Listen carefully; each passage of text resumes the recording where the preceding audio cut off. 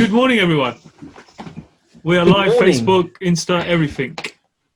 Welcome to the property duo. You'll notice I'm somewhere different. Look at that clock. How much did I spend on that? 10 quid on Etsy, hexagon clock. Yeah, there's no battery in it though, so it's 9 AM constantly, which is great. But I'm in my essay, my own essay that I own. Your sexy essay. It's quite a nice one, cool. that one. I actually own a house. Pretty cool. But it doesn't feel like mine. You know, it just feels like an Airbnb because it's not obviously my home. But I think looking around me, because I assembled all the furniture myself, stupidly, which I know James would never advise. I did pay someone to help me, but you know what? Shut up, James. I did some gardening today. I never said nothing. No, but I see your face. I did some gardening today. What are you going to say? You know why I did gardening today, James? You know why I pulled out weeds for 10 minutes? Because I find it therapeutic. And I quite like gardening, actually. Green fingers, they call me. Yeah, my essay is quite nice. Yellow fingers. Oh, 𝗙𝗪𝗻𝗆, Ted, you look so fit. Thank you very much. Lovely. The best part is, of course, the grass. Oh, no one on Zoom can see this, but on Instagram, you can see the grass. And see these prints on the wall? It's a hexagon theme. Oh, wow. That looks nice. Yeah, the prints were like 400 grand or something off designo.com. They're like artwork, you know, like a Fabergé egg. No, I designed you just took them off Google, didn't you? Nope, I did it myself on Canva, and I stuck them in frames. So yeah, this is my essay. Where's that flowery wall that you got? You know, just see. Oh, you on Instagram? Look there. You see it? Oh yeah. Nice. TV in it. I've been watching some Dave Chappelle on that, and some Ali G. I watched the Ali G movie. Clearly, I'm really busy. So James, today we're talking about a topic which, oh God, just brings shivers to my spine. And I've recently been doing it. That's why I'm here in my investment area. And I know everyone is it's gonna bring up emotion with everyone, you know, because it's just I think it's the hardest part of property. You might agree, might disagree. But before we get into that, what is the topic? It's how to find and manage good builders, tradespeople, but also, if we get time, how to manage your emotions, because I'm telling you, they're going to create wrinkles, they're going to create gray hairs, they're going to create the most irritating people on the planet. Sorry to the good ones. Even then, y'all are still irritating. Yes, this is a service accommodation. So James, how has your week been? It's been 7 days. I've had quite a busy week, to be fair. Lots of stuff going on. I got a completion tomorrow on those 4 houses, so just been trying to get everything together for that, get all the last bits of paperwork submitted, due diligence. And it was your guys who actually came through and are representing me this time around, and probably saved me around £1,000, I would say, on legal fees using your recommendation, Ted. So thank you very much for that. Stuart and PCS. Oh, yeah, they're good, mate. You know, you complained about them, you little shit. They're still good. Well, no, the thing is, as soon as you sent him that email, everything changed. You send him an email moaning, and literally proactive like that, emails coming back, questions getting answered. So I thought, you know what, this is good. And he's actually just got another couple of cases off me, so I'd chase him for a kickback if I was you. You know, I don't get kickbacks. I get £1,000 JV agreements for free, so it kind of works out, isn't it? Oh, fair enough. Yeah. So yeah, completion day tomorrow. Really, really exciting. Next Wednesday, get the keys back for the HMO. That's turned in from a renovation now to a major renovation, because we've decided to put en suites on all 6 of the rooms in the London HMO. Wow. And something that I'm quite excited about, and a few people are quite excited about, is on the London one, I'm actually going to do HMO experience. Now, it's not just a HMO day. What I'm planning to do is set up something with your good self. You just don't know about it yet. Well, you kind of do. So it'll be 5 visits to the site. So you'll see it day 1 when it looks like a shithole and how it's been left by an agent. You'll see it then through the progression of the build. You'll see it again at a certain stage. You'll then see it towards the end when it's being dressed up and photographed. So we wanted to create like a whole HMO experience, not just a single day where you get to see it, but a complete day. So a bit of a social involved in there as well, a bit of a lunch on the days, a bit of a drink up, maybe, you know, we'll see how it goes. But we're just planning something there, because I thought this would be an ideal opportunity for people watching who want to see the whole process of a HMO from start to finish. And because it's my own site, I thought, why not? Let's just do it. So yeah, looking forward to doing that. Apart from that, Things have been good, man. It's been a good week. A little bit tired today because I was up for Dee's 5 a.m. club this morning and I didn't get enough sleep the night before, so feeling a bit tired, mate. Need a little afternoon snooze, I think. Yeah, I went to bed straight after that. Here, after doing that. Cool. I spoke at the 5 a.m. club before you did. You weren't there this morning. Don't try. Not this morning. I meant the one time I did it. I'm not offending you. Don't worry. I know you got up. Respect. No, it's not that. I was just like, where were you? Maybe I didn't see you. Like, I mean, yeah, you did. I still look fresh at 5 a.m. to be honest. So, the HMO experience, just before we go on to me, is really interesting. I think it'll be fascinating to see it, and it's in London, so I guess most people who listen to us are nearby and can see it, and most people, I don't know, probably don't invest in London that we kind of speak to, so it would be cool for people to kind of experience it and see it. It's also right near 2 major train stations as well, so you can get in through the underground, you can get in overhead, and there's a lovely little pub there as well where I could book out a table area and have a munch, a few drinks, and just discuss certain topics. Yeah, I can do some cooking if you want. We can make it homemade proper. We can have a cookout, man. We can have a cookout.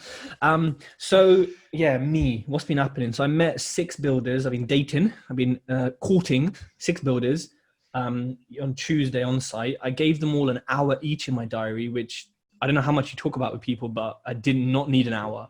So anyways, managed to kill a bit of time on an IG live.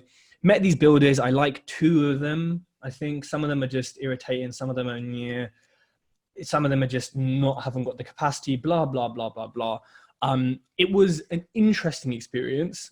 And yeah, I think, it kind of leads nicely actually to the conversation we're having today. I did that. I've looked at all my properties. Things are in a shit state as expected, but one is being carpeted as we speak. I won't get to see it on my way home, but that will be ready to be let out finally. And actually, I saw it yesterday, almost ready, and it's looking tidy, man. It's looking, it's looking very good, especially for a rental. Actually, I'm quite impressed with how it looks and the design, which is quite nice. And then all my other houses are cool. I've got 2 out of 3 flips are offer accepted. One's listed at 85, offer accepted at 80. One's listed at 125, offer accepted at 120. So hopefully they continue and they go to completion, but they are mortgages. So I'm not exactly holding my breath. I don't really give a shit that they're under offer because, until they're exchanged, until they're locked in. Nothing, does it? Yeah. Unless you're James who escapes exchanges. I don't really exchange. care. Yeah. Other than that, tenants all happy, all loving the houses. My boiler man has gone on a rave or like an ecstasy weekend and I can't find him, but I don't need him yet. So it's fine. He's in me and Dee think he's in a valley somewhere, just sleeping under a waterfall, but it is what it is. So yeah. And I took someone around from Instagram, big up Mario, who said he's going to check in on properties for me. So I showed him around some of the projects, because last time we were saying about how to invest from far. So yeah, things are interesting, and meeting builders is just fucking, sometimes I just want to I don't know, just clone some plasters and say, just go and plaster the wall, go and do this. But it doesn't happen. So quite a stressful week, but you're winning. We always winning, baby, as DJ Khaled would say. Right, James. I must say, sorry, before we go on, your haircut's looking really nice, man. You know what? I'm not gonna lie. I'm feeling it. I'm not even gonna pretend. I'm feeling it. I do miss the old Tej though, man. I kind of got used to just seeing and it's kind of like, you come on now, you're looking fresh, like you look half the person you were. I'm double the man I was. I'm glad it's gone, because it was just irritating. It was like making my forehead spotty. It was just not a good. It was not a good look. Right, fresh, baby, fresh. People on Instagram are saying I should have gone out with the boiler man and got smashed. To be honest, yeah, I probably should have actually. I'd be a lot less stressed if I did. Right, so James, we're talking about how to find and manage your emotions with builders. And when I say builders, we mean any tradesperson, electricians, boiler people, handy people, furniture, anything. When we both invest from far, right? Mm-hmm. My first question, because this links from my last episode, is it easier because you have obviously stuff in London. Is it easier to find and manage builders that are closer to home? Do you know what? Funny enough, for me, no, it was actually the opposite way around. It's been more difficult finding someone here in my home turf than it was up in the northeast, because obviously you got to remember, in the northeast, when you've got a project manager, he's just presenting the best tradespeople to you. So he's done all the work, he's done all the due diligence, he's been around, he's already beat them up on price, he's got the quotes in, and he's just presenting you with, say, 3 of the good ones, giving you the pros and cons, and you're making a decision. And it can be a snap decision because you know your project manager's done all the monkey work on it already.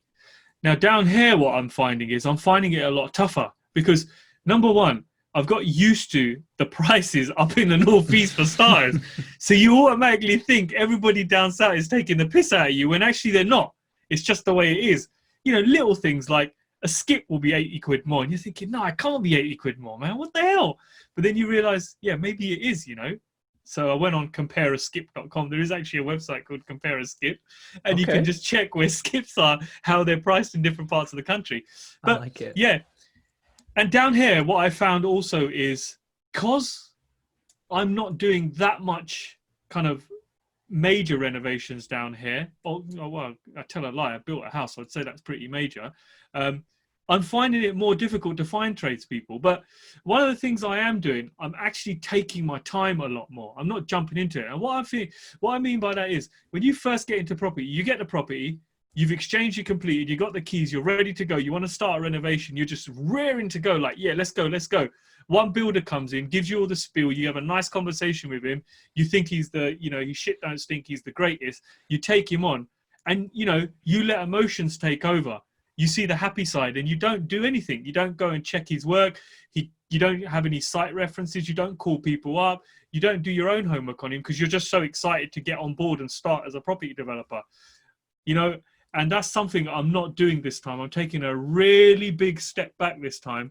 And, like, you know, even say, for example, with a 𝗙𝗏𝗆𝗆, you know, I'm having the house, one of the houses completely rewired and data cables run and all sorts. I've asked 5 people to quote on this. 5 people. Whereas James before would have 1 or 2 people and think, okay, who am I liking? Who am I getting on with here? Who have I got a relationship with, and take them on? This time around, I thought to myself, no, I'm not doing that, because from past experience, I've actually realized sometimes, you know, the driest tool there in the toolbox, the person with the least amount of personality is actually the one who's going to deliver the best job, because he's so damn focused on what he's doing.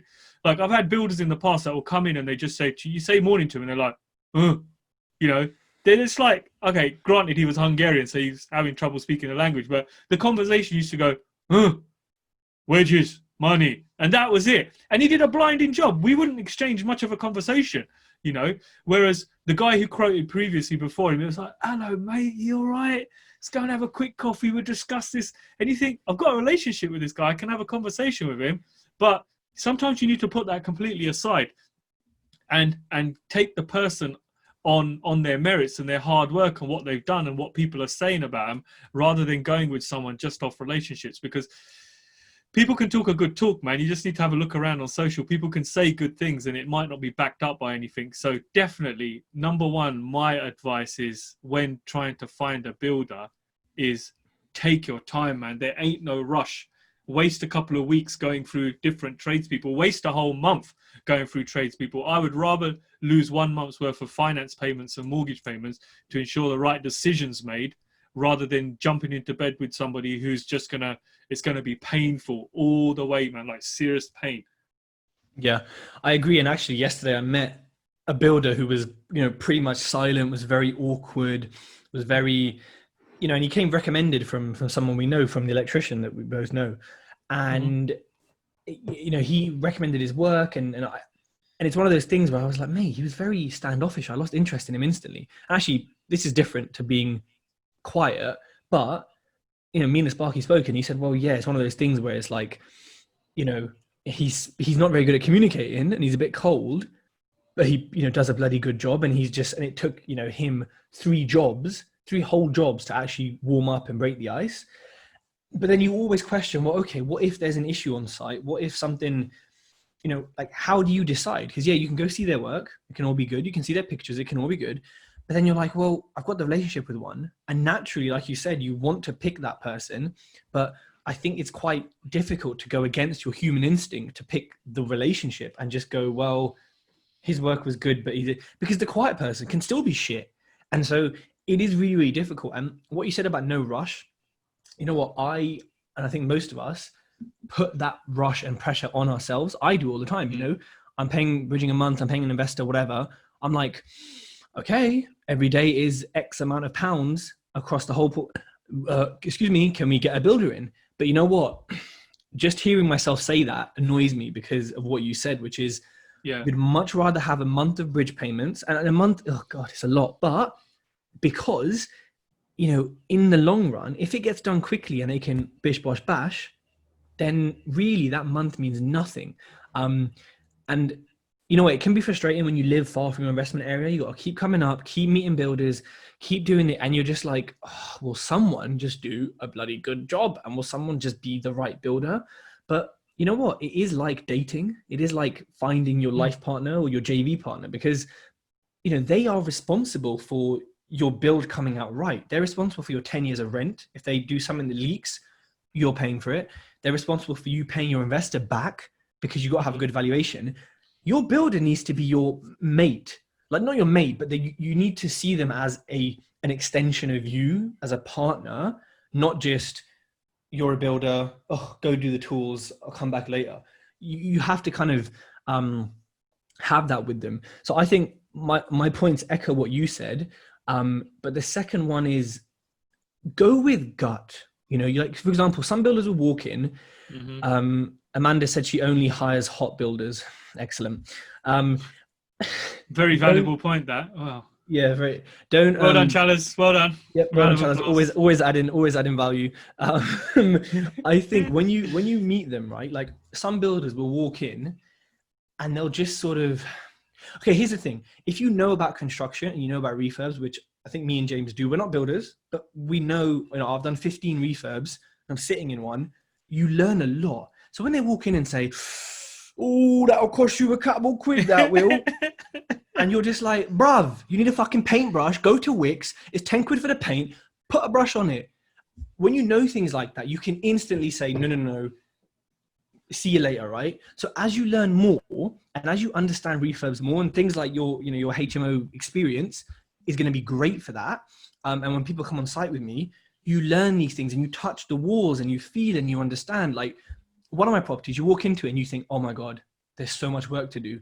It's about a week and a half, 2 weeks. But I promise you, if you walk into it, you shit yourself, right? You think, what the hell is this? Some builders will take advantage of that and say, ooh, you sound a bit posh. You probably don't know what you're talking about. All right, XXXYY for the cost. And it's crazy. Some will walk in and say, who did this before? Oh, I've heard about them. Oh yeah, 1 negative review out of 100. Yeah, that 1 negative review, they're really bad. Oh, I wouldn't. And you're like, why are you bad mouthing someone else to win business? Just up mouth yourself, or just like, yeah. And you know, it's one of these things where follow your gut, but don't follow the emotion of, do I like them? Take it all in a decision. Don't like make a decision there and then. Don't just say, oh yeah, you know what? I really like you. Shake on it. Let's do it. No, don't do that. Always take your time. That's my second tip, is follow your gut. And like James said, take your time. James, what's your next tip? You know what? Something else I would say as well. There's a fine line between friendship and respect. Now, I used to make the kind of telltale mistake of, I used to get too friendly with a builder. You know, we may go down a pub on a Friday after site's been signed off, the work's been signed off, and that was totally the wrong thing to do. You know, because they get even more relaxed with you, which means it gets even more difficult for you to have an awkward conversation with them when the time arises.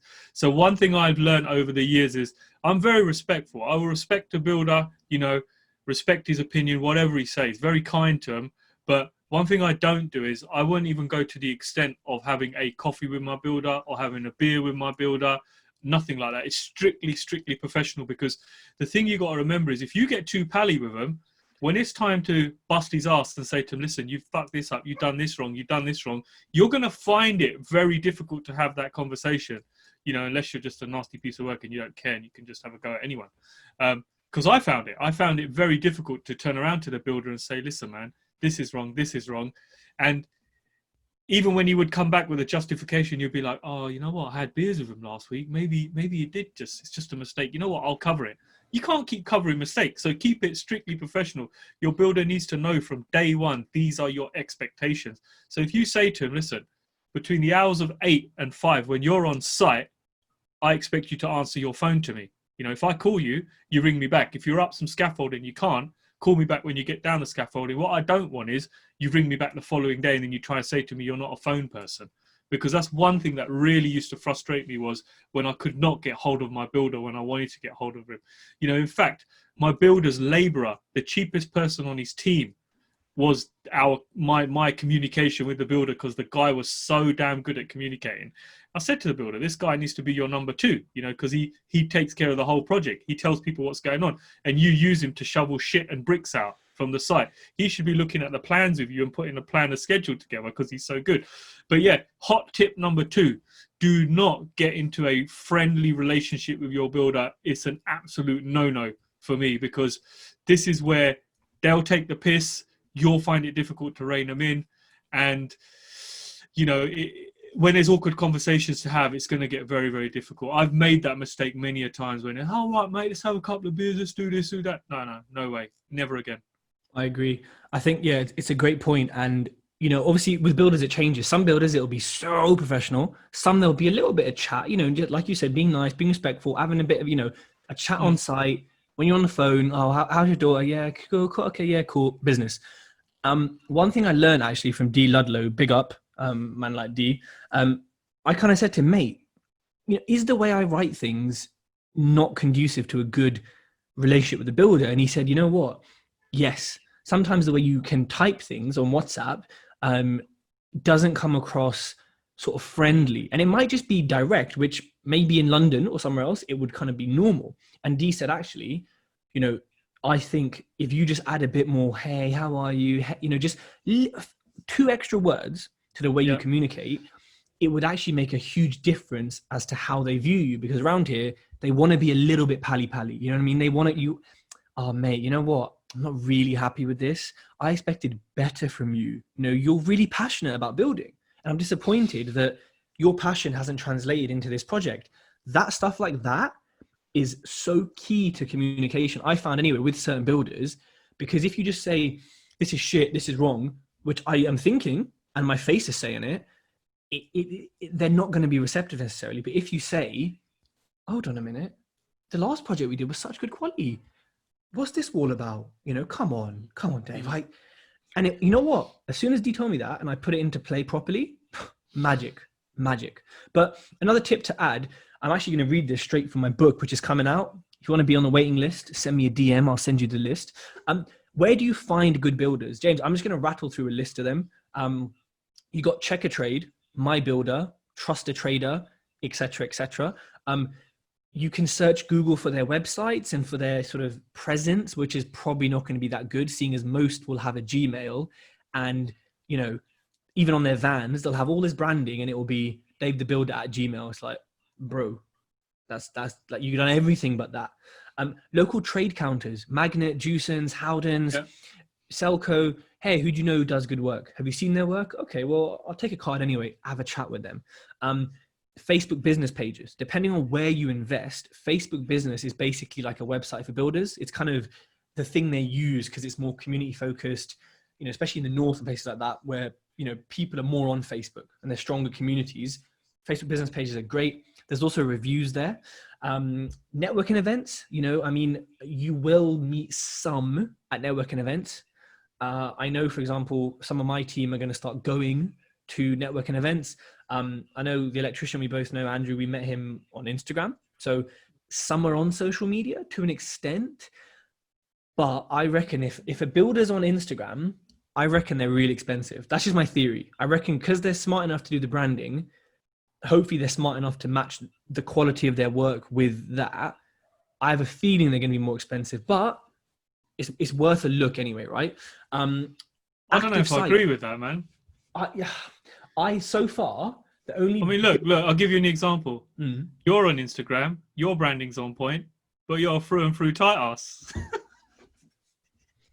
Well, I'm not a builder, am I? But I'm glad you had to use the opportunity, James. Good. I'm gonna get you back. Don't you worry. When there's active sites in your area and you see scaffolding and people there, yeah, that's a good one. Walk in. Just have a chat. Yeah. Just say, hey lads, can I have a look? Most probably like, who are you, bruv? But it's worth just doing it, especially because you can see the quality of work. You can see how tidy the site is, and you can see like, are you lot sort of pissing everywhere in bottles? Are you hiding damp? What are you Pissing doing? in bottles everywhere. Yeah, I've had that, mate. Someone You went serious? on site. Yep, someone went on site and was like, Tez, this stinks. And I said to the main builder, you better go to that fucking house.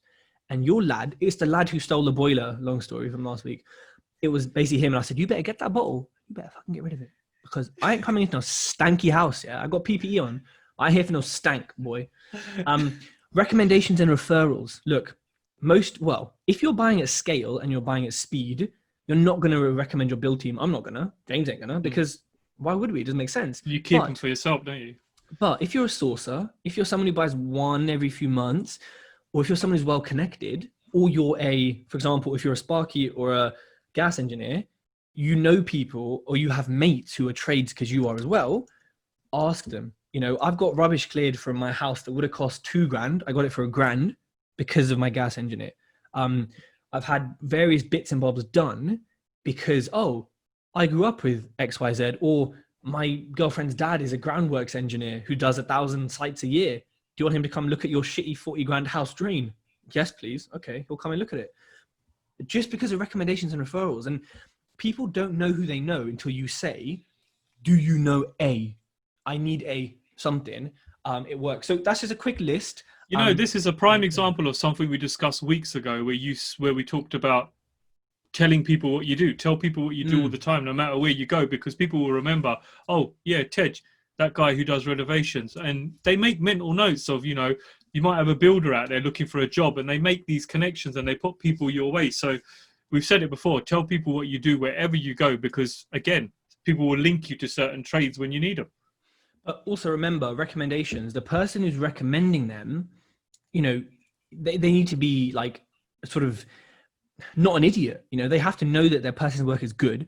Preferably, they have to have worked with them before, preferably on multiple projects, not always possible, but you don't just want someone which you see a load on Facebook.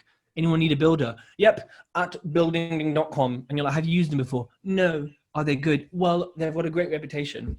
That's not a recommendation or a referral. That's just, I'm getting paid for this.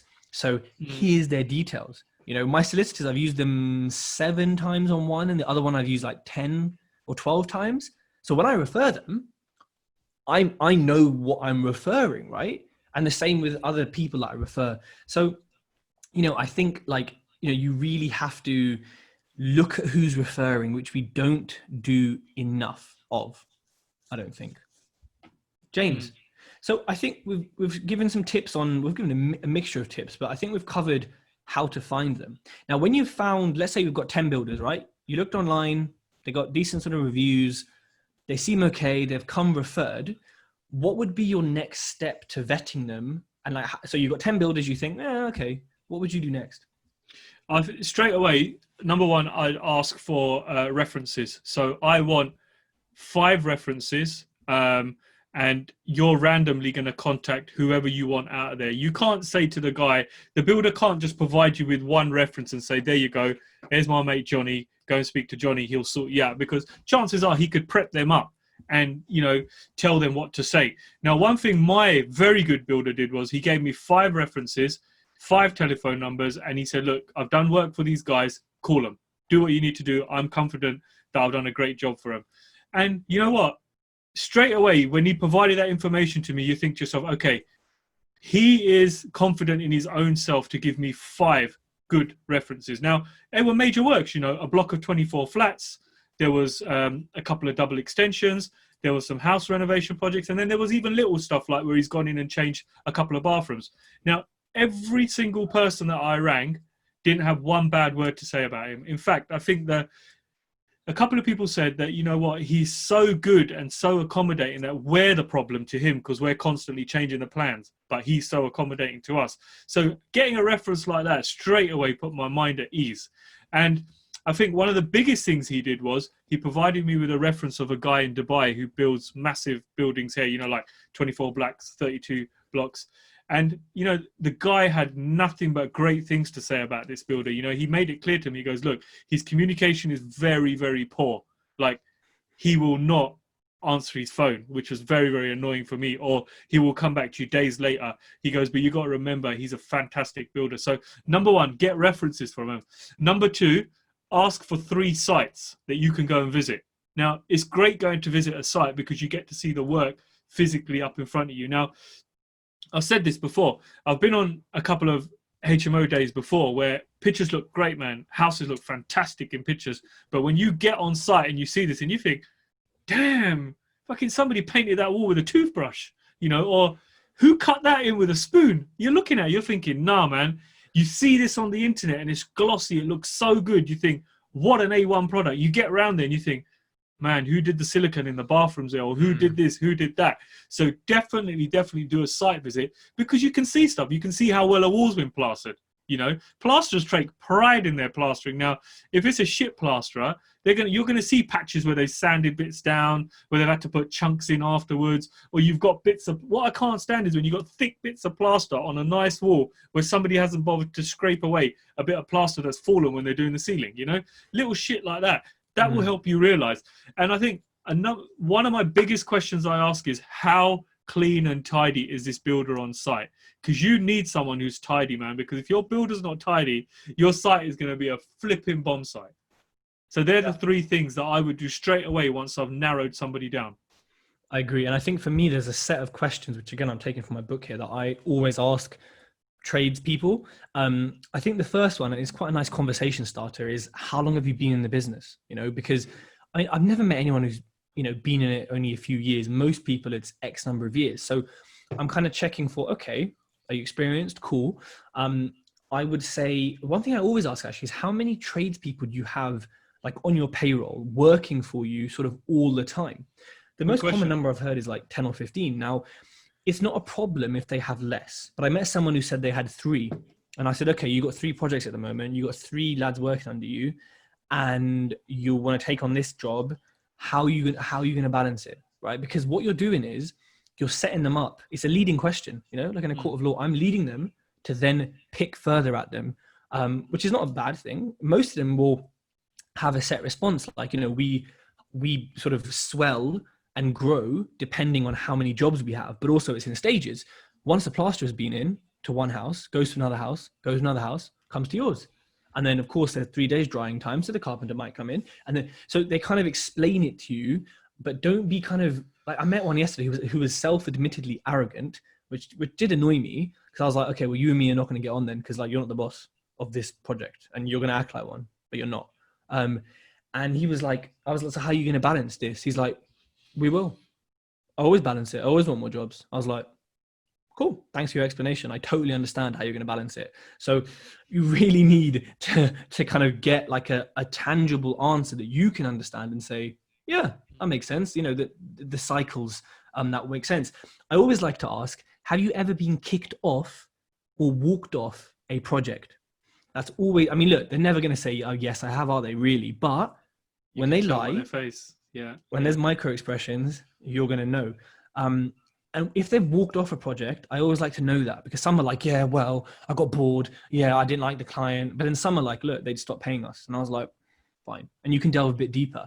You know, tell me about a time you fell out with a client. Tell me about a time that you had a difficult client and it didn't work out. What made them difficult? What do you like what do you like when you work with people? And what do you dislike about like working with people? How can I make your life less easier? You know, would you accept a discount on all your work if you know I'm going to be giving you 2 properties a month? You know, ask these kind of questions. And will you work under a contract with me? You know, it doesn't have to be a JCT. It can be a minor work schedule, can be emails, can be just literally a contract, you know. Stage payments. I don't pay anything up front. I say, look, if you're getting materials and you're doing work for the first few days, you can invoice me daily. I'll pay you daily once you show me pictures of the work you've done. I never pay anything up front, especially not something like 20%. That's just my view, especially not new builders. I'm like, oh, well, why should I trust you? I know, why should you trust me, but why should I trust you? So, you know, that can put certain builders off. But I say, look, mate, I will literally pay you within an hour of seeing the pictures for the first 4 days until you know we're both good for it, and then carry on from it. So, yeah, I think there's a few questions you need to ask. And look, if they're being annoying at this stage, they're not interested in asking about, they're not interested in answering the questions, then, you know, you have to kind of maybe think, well, are you someone, and again, this goes back to James's first point, are you someone I want to work with? But also, are you just a bit awkward, you know, but actually you could be really good? And how do you know that? It's difficult. I can't even think of a way of knowing apart from recommendations, seeing their work, and maybe getting them started on a small job. Usually I don't give a new builder a full job. Well, I haven't before, I don't think. M7 says, where do you have these conversations, on site or over coffee? So me and James never go for coffees with builders. We would have it on site or on the phone. James, when you are assessing a builder's work, so we've found them, we've spoken to them, we've narrowed that 10 down to say 5 or 6, maybe with these questions, or you've looked at their work or whichever order. I would ask the questions first, then go look at their work, because it will filter people easily. When you were looking at another builder's work, like, talk to me, you know, walk through a house with us. What things are you looking for to assess their quality in a finished house? Okay, so number one, I'm looking at the outside of the house. If works have been done to the outside of the house, I want to know how well they've been done. You know, little things like window fascia boards, have they been fitted properly, or are there gaps between the window fascia boards and where the window meets? Really annoying shit like that, because it just shows that they've cut corners, they've quickly cut a piece of wood, put it in. If they've skimmed the front of the house, where you've got, say, concrete or K-render coming off of the trail, have they left it on part of a ceiling? Have they left it lying around with bits that have come off? Or have they actually gone to the extent of cleaning up the front of the property properly? When they're painting windows, say they're wooden windows, has stuff been masked off? Is there paint on the glass? Little things like that are telling me straight away, are they lazy? Do they care about their job? They'll be the telltale signs I'm looking at to begin with. A gate, has a gate been fitted properly? Is the gate shaky? Is the post that the gate's on shaky? You know, is it moving? Does it close properly? Things like that. How smooth is it opening? Is it making a creaking noise? I know it's overboard, but all these things, you're making a judgment before you've even walked inside to the house. You know, then you're walking into the house. If it's got laminate flooring in it, how well has it been fitted? You know, you can check. How well has it been where it meets, say, the skirting board, or where it needs to be chopped in to accommodate pipes or certain things? Has it been done properly, or somebody just hacked it quickly? You know, you're looking at the skirting boards, where the skirting boards have been fitted. Have they used some decorator's chalk on the top where you're going to get an expansion gap over time? You know, how well has it been fitted? Can you still see the nails, or have the nails been put in and, you know, covered over with filler and painted? If there's wallpaper, how well has the wallpaper been fitted? How well are the joints? Little things like this, man. You walk around, you make an assessment, because that shows you. I always find if they've cut corners on tiny little things that you can see, what the hell do you think they've done behind walls that you can't see? You know, if you can see it and it looks shit, what's it look like where you can't see it, where they've covered it with plasterboards, where they're supposed to have built a false wall, where there's piping running underneath? How have they joined the pipes together? Are they going to leak over time? Have they soldered bits together properly? And telltale signs, number one, you'll be able to see it on the finish. If the finish is shit, I would kind of be a little bit skeptical that things underneath floorboards or behind walls are going to be worse. So for me, they're massive signs that I'm constantly judging on. You walk into the bathroom, how well's the silicone been done? You know, that's number one. How well's the grouting been done? How well have the tiles been fitted? Is there an equal gap between all tiles? Have they used spacers between tiles, or have they been cheap and used bloody matchsticks? You know, I've seen someone use matchsticks before because they don't want to pay for a bag of tile spacers. You know, stupid shit like that. Have they cleaned the grout off the tiles in time, or are the tiles now stained because they've left the grout on there too long? You know, these are little things that come with experience, but it's just, you know, I think you can tell when something's been finished so nicely, because you look at it and you think, wow, there's been some attention to detail here. If there's attention to detail on the finishing, I think you can rest assured that underneath all the glitzy stuff, everything's nice as well. So for me, that's the first assessment I make. And then obviously, even bigger than that is speaking to the owner of the house. Ask them, what's your experience been like? What's been your pain points with this builder? What's really, really pissed you off with him?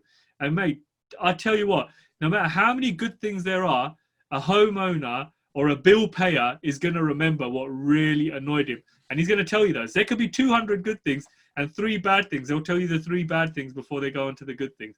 And you'll always get an honest opinion because, like you said, Tej, there's emotions involved. People have emotions when they deal with money, when they have work done. And any human being, if they can avoid another human being being stitched up or getting ripped off, they're going to try and save you from... You're not going to purposely throw someone in a fire pit, are you? You know, unless you're a nutter. But, you know, yeah. So the homeowner or, you know, the person who owns the property is going to try and save you a lot of pain by giving you an honest opinion. So they're the kind of telltale signs I would look for. I know some of them are stupid, but I think, you know, it kind of puts your mind at ease.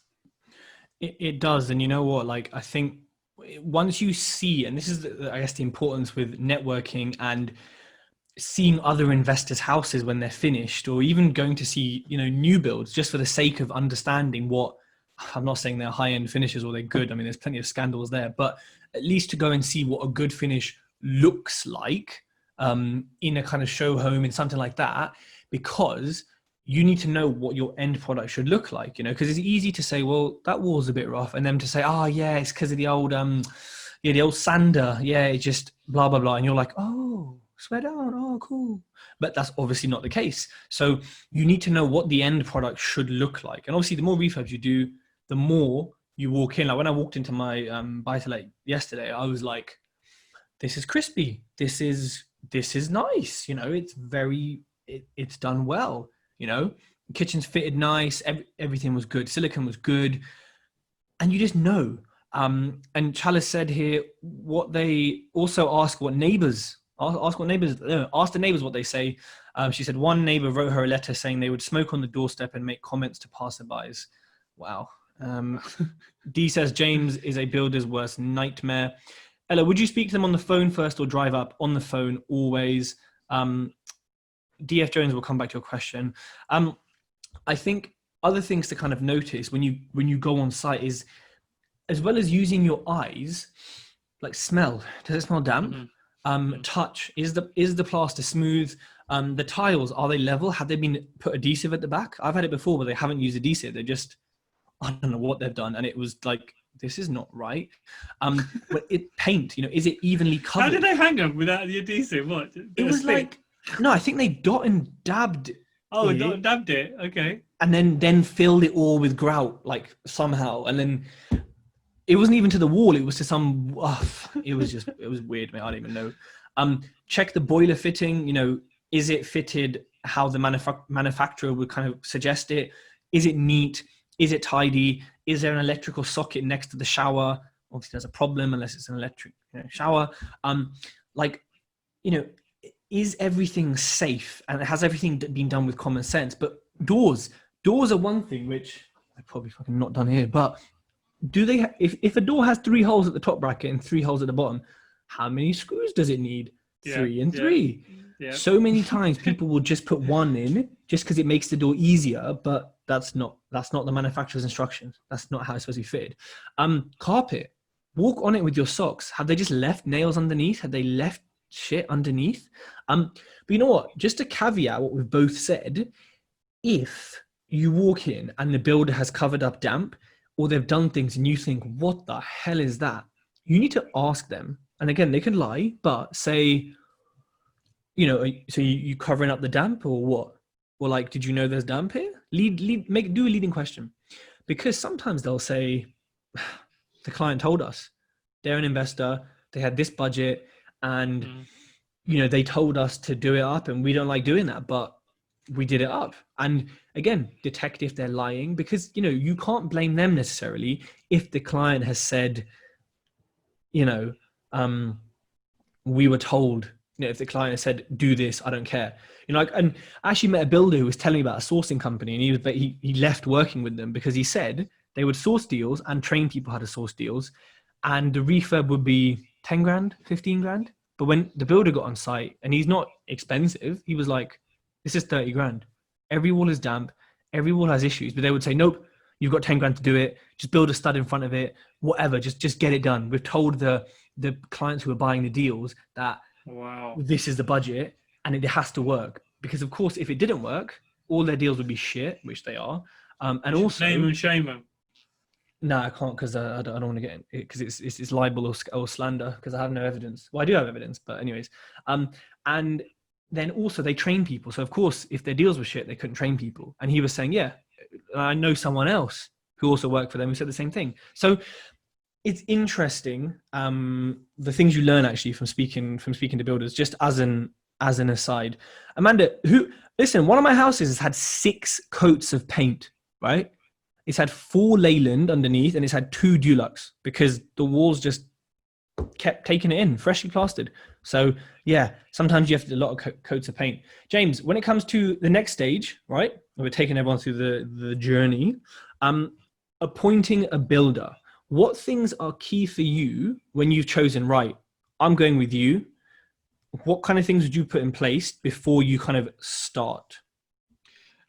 Straight away, I would be doing I would be checking them out on Companies House, making sure they're not associated to any kind of winding up petitions or they're being made bankrupt by any suppliers, because that's that's a telltale sign of a bad builder who's fucked up an old job.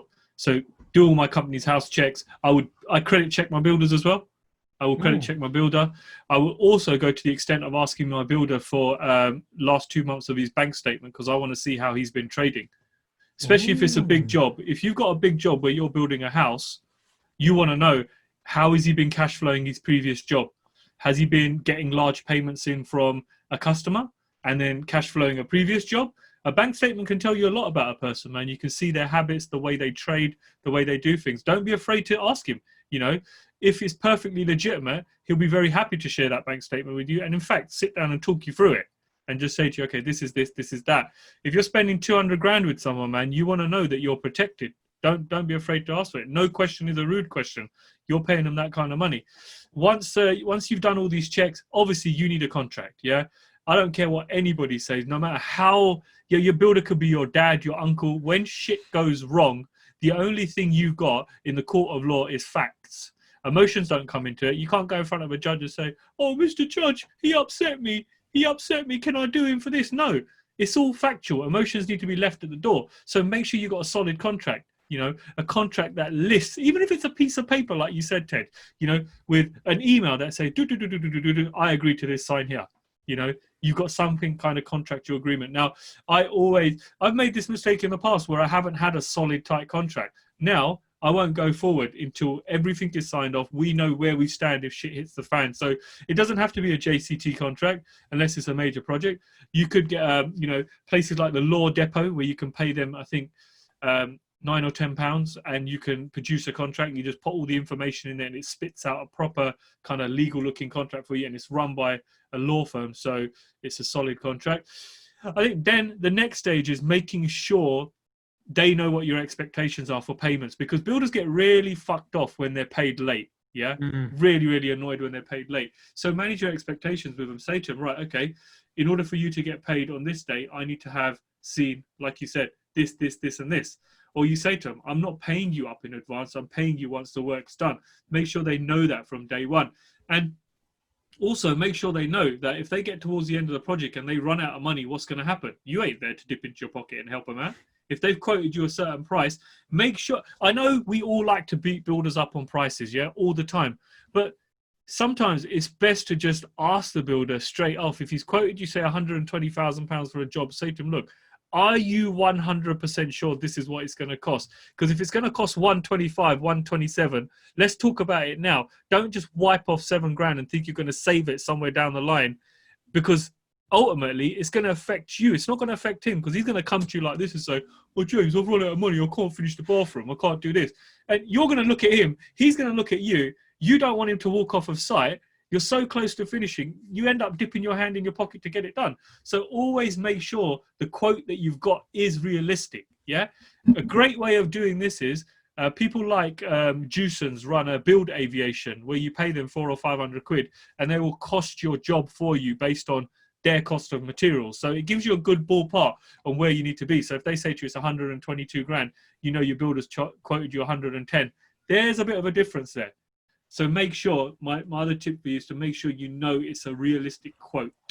And obviously, before you get started, every builder will say to you, I need a deposit. No, that's not you don't have to give a builder a deposit anymore. You can tell him to do one. He should have enough money in his bank account to cash flow your job for at least the first month, I would say, easily. If not, there's something wrong there. If he's asking you for like £700 or £800 just to get started, no, I ain't paying you, because I've done that in the past, and it's not really worked out very nice for me. Yeah, I agree. Great points. I think just to maybe give people a quick list, you need a schedule of works to detail what's being done and the price. You need a payment schedule, which, you know, is in line with the work schedule, like a Gantt chart saying this week this will be done, this week this will be done. And of course, it lines up with the invoices. You need works agreed in a contract or very clear emails.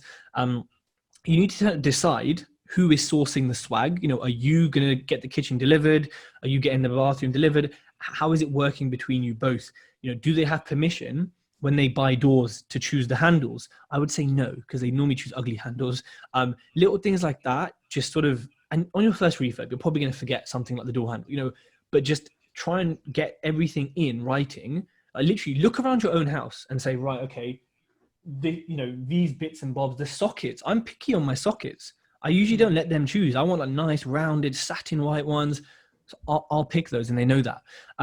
Agree up front that 10-20% of the final payment is held until it's been snagged by a human, whether it's you, whether it's a friend, whether whoever. You're not getting that until it's been snagged. Proof of their public, I believe it's public liability and or public indemnity insurance, basically to protect from accidents and stuff on site. It's important to have that. James, once you've appointed a builder, because I know we're running out of time, and they've started, let me run through some of my top tips for managing a builder, and you add some flesh to these once I go through them. So I think we've covered actually quite a few. Understand and clarify their communication techniques. If, like, me and my builder don't talk on the phone unless there's a problem or unless I need them urgently, we send videos, we send pictures, we send texts. He likes typing. He likes that. That's his communication technique, and I'm cool with that. So, but I know if I need to pick up the phone, he will pick it up. So I know that's his style. He prefers text over voice notes as well. So I will do it to make it easier, right? Because I know he's physically on site doing stuff. I think when you're managing them, you need to show that you trust them, because what builders hate, what I found anyway, is when you don't trust them, except most of the ones you kick off about trust are the ones you shouldn't trust. You know, those ones who get really defensive about something. It's like, well, you clearly do that, you know, like when racists get defensive about stuff. So like, just, you know, trust them and show them that. But also, like James said, show them professionally that you're paying the bills, you're the boss, and it has to be to your standard, not some other random person.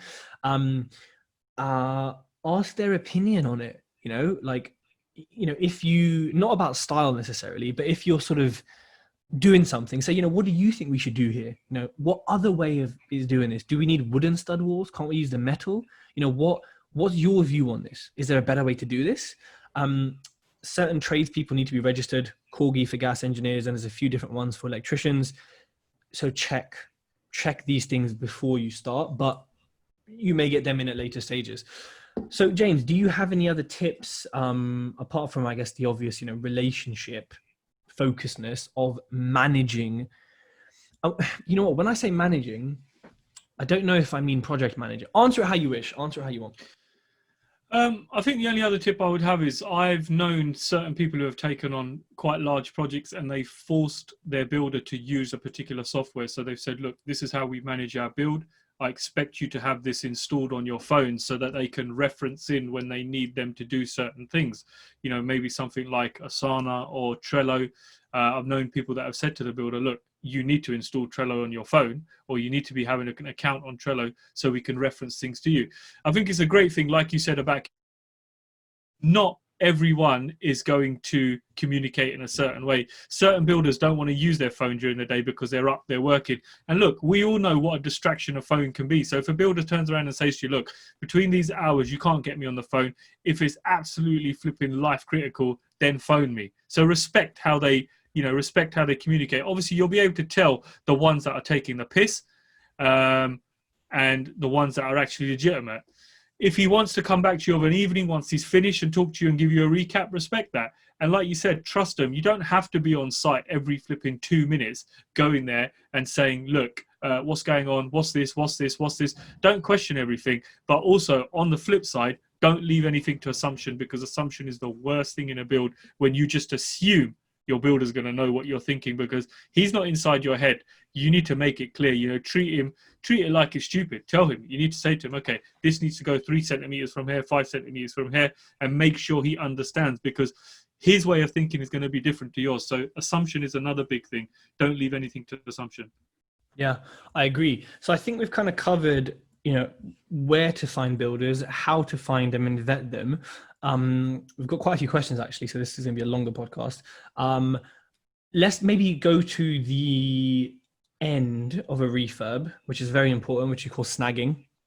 With snagging, you need to create a checklist. Now, I send it to my builder and I say, you better check this. But I know, it's like when you're writing a book or doing a piece of work and you try and edit it, it's kind of like it's already so ingrained in your mind. You miss things, you miss spelling mistakes, you miss grammatical errors, because it's just normal, right? Like, like when you drive sometimes on autopilot and you're like, oh, fuck, I just got here without even thinking about it. It's the same thing. And so like, you kind of need someone externally to do it, but have a list, send it to them, keep it for yourself, and send it to people who are going to snag for you. Now, this list contains everything from, is the socket tidy? I was just looking at, is the socket tidy? Has it got paint on it? Does it work? Is it really stiff? Does it make the light work that it's supposed to? The kitchen, are they all soft close as they should be? Are they all lined up? Are they symmetrical? Do they close? Do they open? Inside, can things be moved around, or are they secured down properly? Are there unsightly screws? Here's a top tip. Open the drawers and the cupboards of the kitchen, and I swear builders leave their shit in it. Yeah. What am I doing with 100 screws, bruv? What am I doing with this? I have no use for these. Remove. So little things like that, you need to snag. And Ed, sorry, just quickly, before, is Instagram going to cut off soon? In 2 minutes.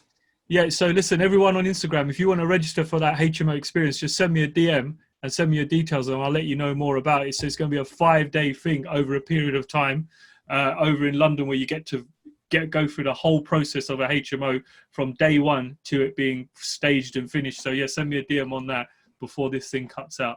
Don't send me a DM, James only, please. He's responsible for this. But you can DM me otherwise if you like. Say hi. Yeah, so make sure your snagging list is literally, imagine you're going to move in or you're buying the house, everything, the window reveals, are they clean once it's been cleaned? Do the windows open of all functions? What's really good about a snag list as well is, Tej, if your snag list is massive and you've picked up on everything, your builder knows what to expect next time. He knows exactly, okay, Tej is going to pick up on this, he's going to pick up on this, he's going to pick up on this, I better not cut corners. A great snag list, I think the longer the snag list is on the first project you do with a builder, the better it is, because the builder now knows on the second project, I can't get away with this, I can't get away with this, I can't get away with this, I have to make sure I'm doing shit properly. So snag lists, I think they're great, and my snag lists are always 5 or 6 pages long. Respect. Someone said, what's snagging? We said before, snagging is the last thing you do when the project is finished. According to the builder, you go in and make sure that it is ready to be let and it looks good and there's no damp, and you basically just get it ready to go. Right, Instagram, it's going to log off in 20 seconds. People have asked loads of questions on IG, but we're not going to get to answer them because it's going to end. That's why y'all need to come on Zoom. So those on Zoom, should we go through some questions, James? Are you happy that we've covered everything we want to cover? Managing emotions. No tips. Good luck. No tips. Yeah, that's a good one, man. Good luck. Deep breathing. Substances. fruit. No, you know what, Tej? I think that is a big one. You know, managing your emotions is because. Should we cover that and then a separate one? Just generally managing emotions in property. Okay. Let's do that one. That'll be a different one. But then let's take questions from people. But yeah, you need God's blessing to deal with builders, basically. And more than that. Yeah, lots of fruit and veg and lots of exercise and lots of ibuprofen for the headaches that are going to come. Right. Gurjit says, good builders can be very expensive. Bad ones are cheaper. How do you find the best value for money builder? Also, when you price your refurbs, do you wait for builder quotes before buying the property, or do you put an estimate on, then find a builder afterwards and hope that it matches up? Best value for money builder? James, what's your answer on that? I would always secure my deal first. Yep. I would never rely on a builder to come and price something for you and you're making a decision to buy something. It doesn't work like that, man. Hell no, because you could lose a deal by the time a builder comes back to you with a quote. So always secure your deal first. And with the builder, once you've got the deal there, once you've got the property, in fact, the builder's probably going to be more committed to quoting to you once you've got the property because they know you've secured it and you're not wasting their time. Whereas a lot of builders don't really want to come round and give you a quote until they know there's some kind of security from there. Because I get it all the time. They say, oh, do you own the site then? Is the project live to go? Have the plans been approved? They ask you certain questions because they don't want to waste their time equally. Yeah, exactly the same. I think after a few refurbs, and also when you learn to price up refurbs, which is a different thing in itself, you're going to be right. You know, you're going to cover most things. Of course, once you take the walls off, then, people are joining from Instagram. Once you take the walls off, you're going to find damp, you're going to find problems, you're going to find all sorts of shit that, you didn't price for, but your contingency will price for. So for me personally, with most of my refurbs, I have been accurate to within, including contingency, accurate to within about 10%, maybe a little bit less. Some have gone way over because of things that were unforeseen. What do you set your contingency at? In my spreadsheet, it's 10%, but when I do my sums, and if you ever watch me do it, I'll be like, okay, 1,600 for painting, 1,200 for carpets, and then 400 for something, 2,500 rewire, 200 for something. Like I will just chuck in stuff because I know that something's coming. So actually, before I even get to contingency, probably my contingency is 15-20% when you think about it. But my mind just works like I need it to be 10%. But within that price, like if you said to me, Tej, what does that stand for? I'd be like, something. I'm telling you, it's going to be spent. Yeah, basically, it's going to be spent. And you know what? Don't be stupid, people. Always put a contingency there. Don't think that you're not going to need it because there will be something that comes up. And you know what? If you're one of the lucky few where you don't need it, happy days. You've got a 10% extra or 15% extra, but always factor that contingency in with your builder. I think across 15 projects, we've used contingency 12 times probably. There you go. There we go. So really, and on my spreadsheet, contingency counts towards money left in, and it does on our property duo one as well. So it's not going to affect you because it's already kind of cut in. Safe likes to see a site during rip out, during a build and close to finishing. Cleanliness is a huge thing. Amadit uses Checker Trade on my builder for smaller projects, not bigger ones. Gurjit says, do you ever split the works out and give them to separate trades? And I think Ella asked this on IG as well. Or do you go to an all-in-one builder? Would the decision be different if the property was in your hometown? I'll answer first. And I don't split the works out. I'm considering it at the moment because I have enough people locally to check on things and stuff that I might just get a plaster and do because I've got a bitty job that he's doing. Generally, no, I go for a master builder who has all the lads underneath them and does what they need to do. If it was in my hometown, potentially I would split it, but I also can't be bothered to manage. My electrician and my gas engineer are separate, and so is my carpet fitter. But they just get along with the builders and they work it out. But all the building work is one master builder for me. James? With my stuff in the Northeast, I got a project manager, so he does everything. He doesn't have a master builder. He brings in all the trades himself as and when he needs them, and that's why he's always below budget, because, you know, he can bring in several people to quote for a job and you're not just stuck with one master builder. HMO in London, I'm actually going to manage that one myself, because I want to bring in separate tradespeople, because I know what's going to happen here in London. You take on a master builder, he's going to have a nice 15, 20 grand on it as a juicy bonus for himself. And then he's going to have, like, you know, 15 to 20% skimming off the materials as well. And it all adds up. Yeah. Interesting about material costs. My builder doesn't charge me it doesn't put any margin on materials. I don't know if it's normal or not normal, but he just says they're at cost. And I see the receipts as well. So that's an interesting point, actually, to ask your builder, are you adding? And say to them, look, you know, it's cool if you are, just are you going to add some skim to the materials? Because it can make a big difference. Yeah. To what's Some of them will do it because they go and pick up the material. They got to bring it to site. They got to unload it. Yeah, yeah. Which, you know, is fair enough. But if you're ordering a lot of the stuff, toilet, blah, blah, blah, then you're like, it's not happening. Cool. It's like when I was talking to you the other day, I need to order 18 showers. I'm not going to leave that to a builder, because even if he had 15, 20 quid on each shower, you know, that's off my bottom line. Mate, slap it on an Amex card, build up your points, see you in Mauritius. That's exactly what I do. Right. I think we have covered everyone's questions. We've forgotten what we always forget. If you've enjoyed this, please leave a review for both of our podcasts. And James, what should they do right now with our faces on screen? You should take a screenshot and tag us on all the socials. We're posing. We're ready. Got my good side. Right. We will see everyone next week, where we believe we're going to be discussing emotional control. Should we do emotional management? Emotional management. Yeah. EM with a trademark. I think what we need to do also is just let listeners know. Remember what we were talking about? I think me and Tej are going to do a live from that HMO just to show you what shit state it's in. That would be a great live, man. Just, you'll see shit on the walls and all sorts. We're going to interview the tenants, aren't we? Oh, James is the worst landlord ever. He made me live in his squalor and I don't like him. That's what's going to happen, isn't it? Fucking hate James. But yeah, we'll organise that if you're not on a helicopter next Thursday. Anywho, thanks everyone for tuning in. Please send James an email or DM him if you want to register your interest for the HMO Day. Experience. It's not just one day, it's an experience. HMO experience. Bye. Bye-bye. Take care.